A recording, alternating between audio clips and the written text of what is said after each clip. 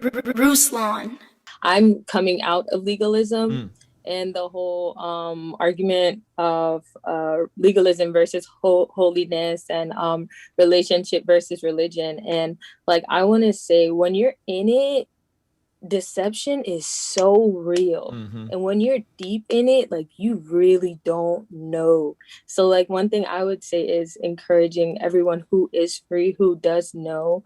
And if you do have if the Lord leads you to have conversations with like people who are in this thing, do so. But ultimately, like, pray for them, because they genuinely don't know. Because I really, like, I thought, like, yo, this is the way it is. And if you're not working for your salvation, what are you really doing? Like, you're not going to get anywhere. Heaven is not for you. I'm sorry. Yeah. You're not going to make it. Can you give us an example of the type of legalism you specifically dealt with? Like, what was the thing? Because every camp has like a different thing, right? It's like a different thing in different camps. What was the issue that was like your camp's thing? Wow.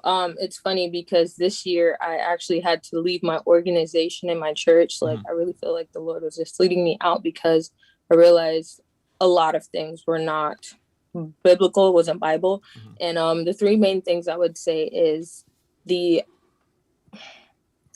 how we word the gospel. It wasn't really the gospel. It was more like, okay, yes, you're saved by grace through faith, and you have to speak in tongues, because if you don't, you're not going to heaven. So that's one. That's and a big one.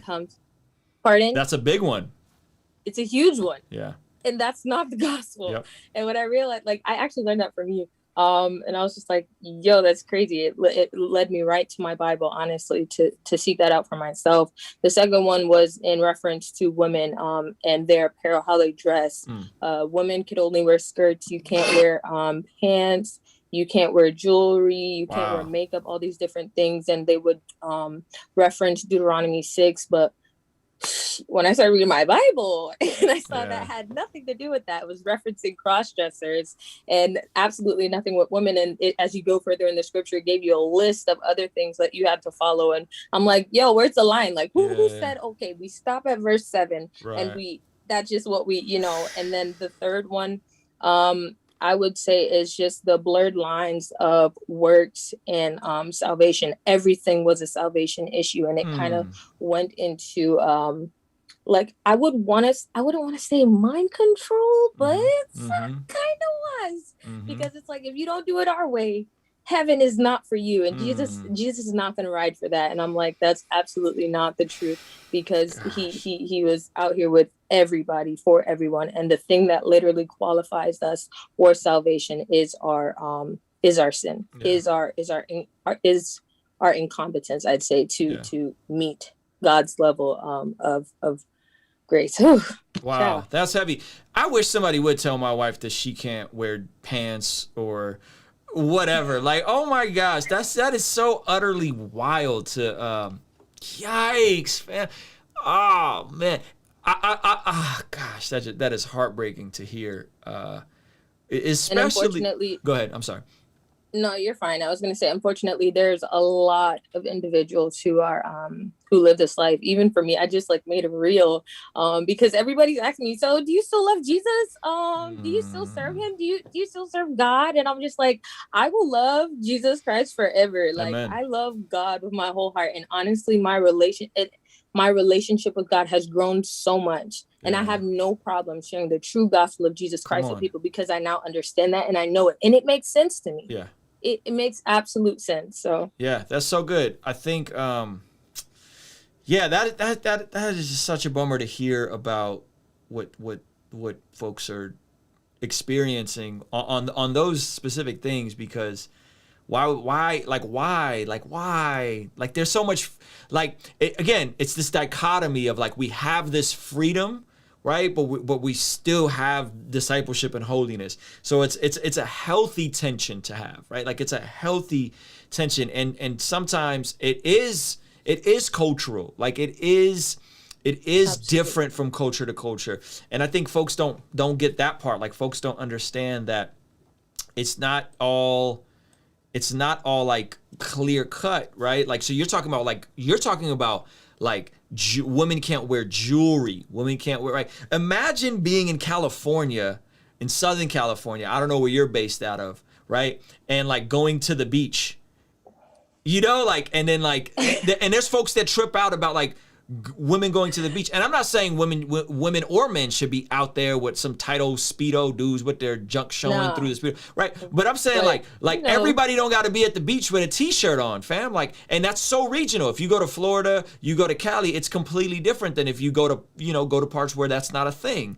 That doesn't mean that these people are wild. And there are some people that feel convicted. They're like, yo, like for me, I'm going into the beach with a t-shirt on. Like dudes going with a t-shirt, girls going, cool, right? And then there's some of y'all that just don't need to go to the beach at all. Like your lust is way too big of a flare up and you probably should just not go to the beach. Like if it's that much of an issue, just don't go to the beach at all, right? But to say like, oh no, that's immodest, it's just like, fam, this stuff is like literally regional. Like Christianity looks different in Southern California than it does in New York, than it does in Montana, than it does in Ireland, right? It's yeah, go ahead. I'm sorry.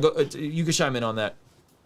No, yeah, I was going to say, I live in Florida, and one thing that I hated was wearing these long jean skirts. I am Jamaican, and we moved to Florida. I don't do cold. So when it drops below 60 here, I'm freezing. I am freezing. And we would have to wear these long jean skirts in the winter time. And I'd be walking around freezing my tail off because I wanted to please Jesus. I knew it, Pastor Roy. I knew it because I was like, man, there's no way you're not. There's no way you're not. But honestly,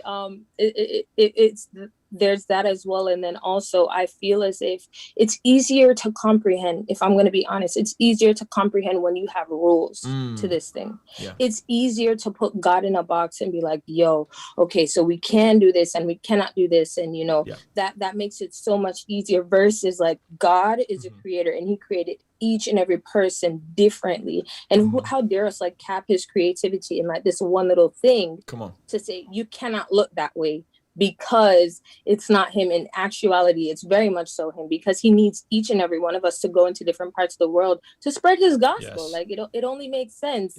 So I'm like, it's crazy, but thank you for sharing. Are you going to share more of this on YouTube? Tell everybody who you are because they're asking for your name and all that good stuff. Ruslan, honestly, you told me this last time. No, you did, and I was like, man, I have to be obedient because pray about it. Just seek the Lord on it. Just seek the Lord on it. You definitely do, and I'm actually coming out with a podcast. Let's go. Seriously Social with Celine. You can follow me on IG at _Celine. So CELINE. Awesome. Thank you so much. All right. Joshua the King came down and bore it all. Yeah. Conversations front of the fireplace. All of my mistakes how do I erase? Wanna operate at a higher pace. Birth pains causing the body to dilate. On a first name basis with the worst pain facing. Moments in